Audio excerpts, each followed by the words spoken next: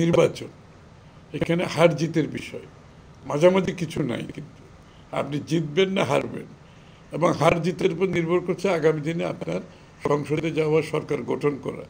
সুতরাং বিষয়টা অত্যন্ত গুরুত্বপূর্ণ।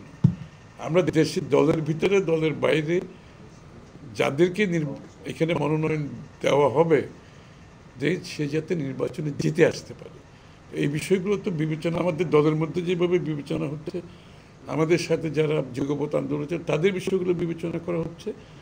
তার মাধ্যমে এটা সিদ্ধান্ত আসা হবে, এবং আমরা চেষ্টা করছি যত তাড়াতাড়ি এটা শেষ করা যায়। তারেক রহমান না আসার প্রশ্নটা কারা করছে আমি তো বুঝতে পারছি। হ্যাঁ, যারা আলোচনা করছে তারা আলোচনার মধ্যে থাক। আর আমরা জানি তারেক রহমান সাহেব আসবেন, সহসা দেশে ফিরবেন। ওনার বাড়িঘর সব প্রায় শেষের দিকে, ওনার অফিসের কাজও প্রায় শেষের দিকে, এবং ওনার বাংলাদেশে যে পরিকল্পনা আছে সবগুলো ভালোভাবে এগুলো পরিকল্পনাগুলো সব দলের পক্ষ থেকে, ওনার পক্ষ থেকে আমরা শেষ করে ফেলেছি। সুতরাং উনি যে কোনো সময় বাংলাদেশে আসবেন। আর যারা গুঞ্জন করছেন তাদেরকে গুঞ্জন করতে দেন, অসুবিধা নেই।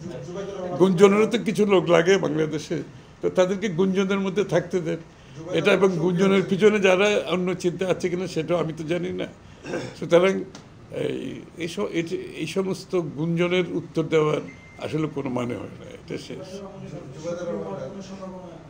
হ্যাঁ, সেটা জুবাইদুর রহমান বলতে পারবে, সেটা তো আমি বলতে পারবো না।